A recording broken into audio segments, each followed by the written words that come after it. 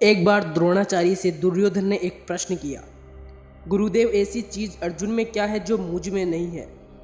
गुरु ने कहा, धैर्य, जो अर्जुन में है और तुम में नहीं है। उतावलापन, जल्दबाजी करना, जल्दी परेशान हो जाना इंसान की कमजोरी है। धैर्य, शांति, पेशेंस इंसान की शक्ति है जो इंसान को अद्वितीय बना सकती है। देखा जाए तो धैर्य के बारे में तो बहुत सुंदर बातें हमारे सामने हैं। तुलसीदास जी ने कहा था ना, धीरज धर्म मित्र अरुणारी, आपातकाल परखिए चारी। जब आपातकालीन स्थिति हो, विपत्ति का अवसर हो तो 4 चीज़ों का परीक्षण करो, धीरज का, धर्म का, मित्र का और अपने साथी या जीवन संगिनी का।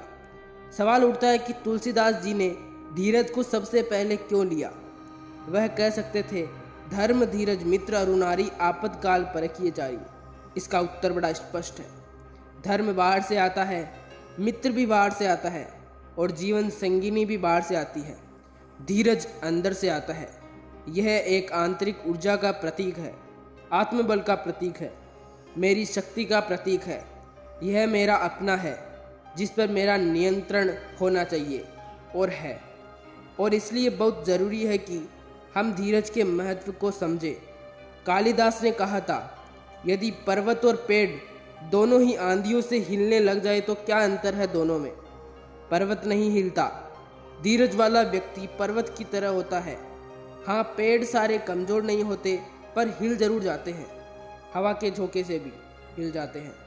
हमें शक्तिशाली बनना है परिस्थितियों के सामने। हमें अपने आप को शक्तिशाली व्यक्ति के रूप में प्रस्तुत करके एक हुंकार भरनी है।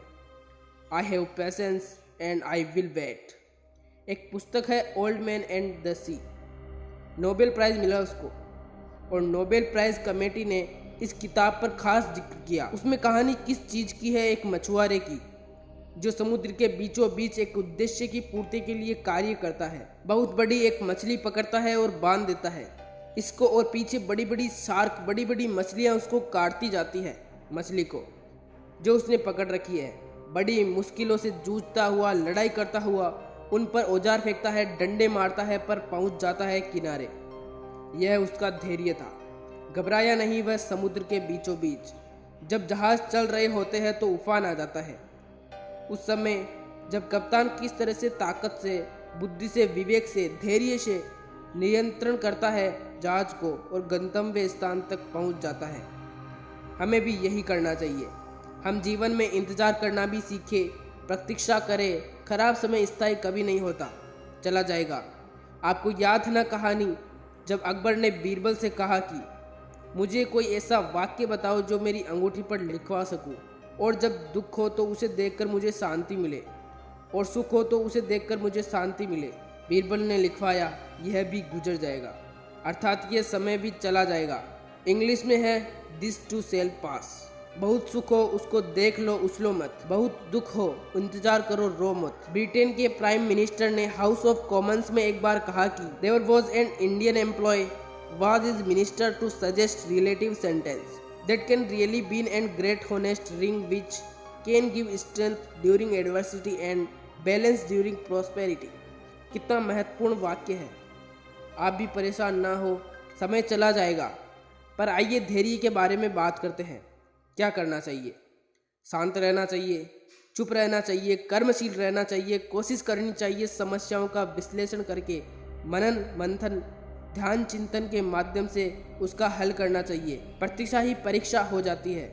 क्या लाभ होता है? शांति मिलती है, इंसान को शक्ति मिलती है, संबंध अच्छे बनते हैं, परिवार में प्रेम का रूप बन जाता है, बड़ों के लिए सम्मान भी आता है। हमारा धैर्य, काम में गुणात्मकता बढ़ती है, बॉस खुश होते हैं, वास्तव में सब आनंदित होते हैं, समस्याओं का समाधान होता है, जीवन में आत्मविश्वास आता है। धैर्य रखिए। You will pass, you will succeed, you will be happy, you will have great times again. Sure. नमस्कार।